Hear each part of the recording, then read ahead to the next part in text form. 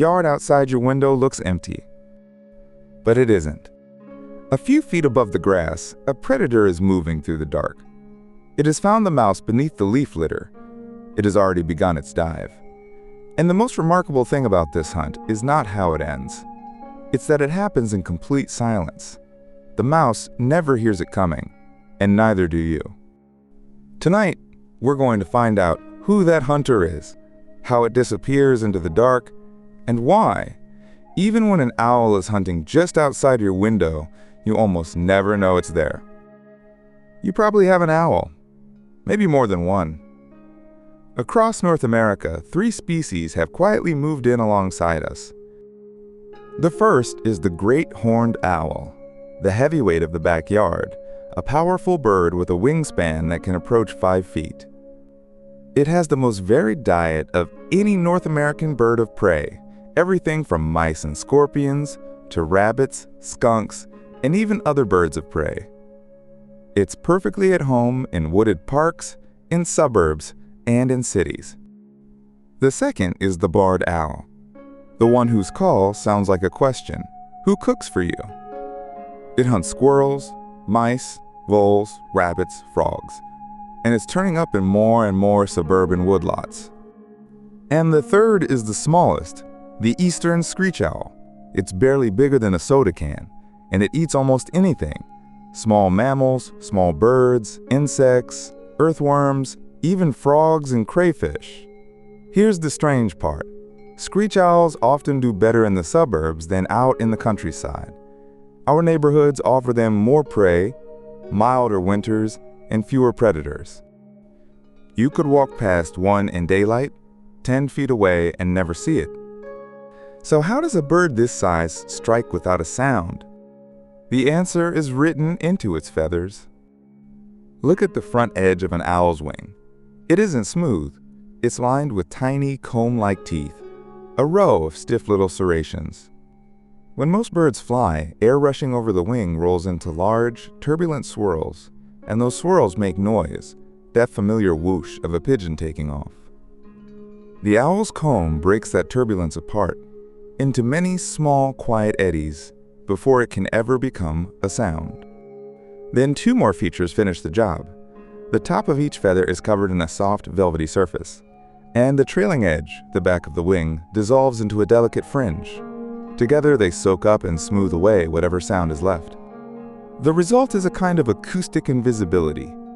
Owls fly so slowly and so quietly that a bird with a wingspan over 5 feet can pass right over your head without you hearing a whisper. And it's not random silence. The sound owls erase is concentrated in the mid to high frequencies, the exact range a mouse's ears are tuned to. The owl goes quiet precisely where its prey is listening. And we know this silence is built for the hunt, because scientists went looking for the pattern. One study measured the wings of around 70 different owl species. The owls that hunt mammals, the ones that have to sneak up on sharp-eared prey, had the widest, finest combs of all. And the owls that hunt at night had wider combs than the ones that hunt by day.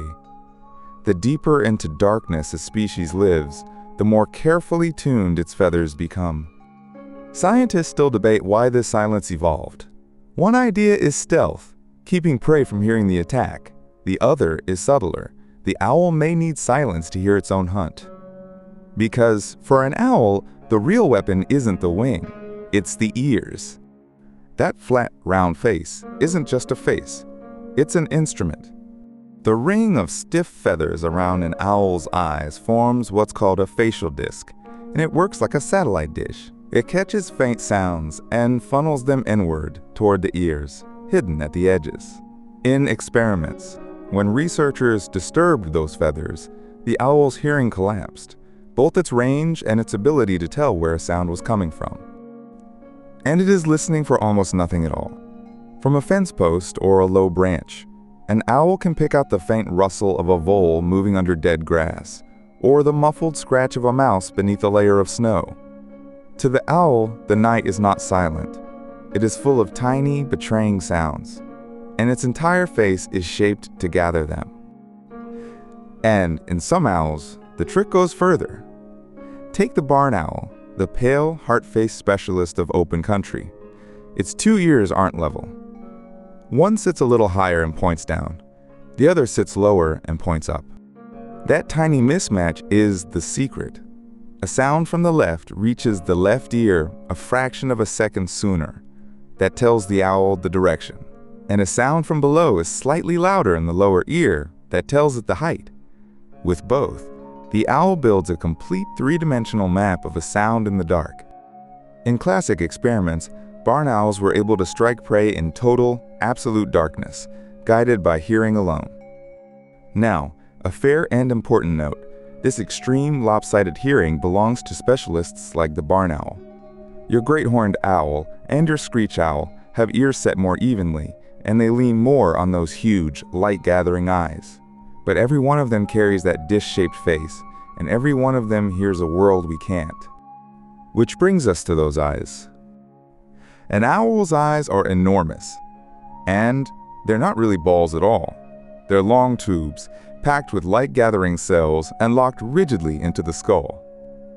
That shape lets an owl see in light so dim, we'd call it pitch black. Some owls see many times more sensitively in the dark than we ever could. But there's a cost. Tube-shaped eyes can't roll in their sockets the way ours do. An owl can't glance sideways. So to look around, it has to move its entire head. And it does, turning as far as 270 degrees, nearly all the way around. And that should be deadly. Twist your own neck that far and you'd choke off the blood to your brain. The owl doesn't, because its anatomy is built for it. It has 14 neck bones, about double what we have. The channels that carry its arteries are far wider than the arteries themselves, so nothing pinches. And special pooling vessels keep the brain supplied even at the very edge of the turn. A predator with telescopes for eyes, a satellite dish for a face, and a head that turns almost all the way around. And still, you never notice. So let's put it together. Why does all of this happen right outside your window, unseen, night after night? Part of it is timing. The owls of your backyard hunt in the deep hours, while you're asleep, and the world is at its quietest. Part of it is the silence we've just seen, flight engineered to make almost no sound. And part of it is patience. Owls don't chase, they wait. Motionless, camouflaged, watching and listening, and then they drop. There's almost nothing for you to catch. Most people who share their yard with an owl never see the hunter at all. They only find the clues it leaves behind. A coughed-up pellet of fur and bone on the lawn. A white streak on a fence post. A strange, soft call in the dark that they can never quite place. If you want to know whether one lives near you, don't look. Listen. Step outside after dark and wait. The deep, soft hoots of a great horned owl carry a long way on a still night. The barred owl asks its question, and the screech owl gives a soft, trembling whinny that many people mistake for something else entirely. Learn those three sounds, and the hidden hunter announces itself. So tonight, when the house goes quiet and the yard looks empty, listen. Somewhere out there, a hunter with silent wings and a perfect ear is already at work. It has been all along. You just never heard it.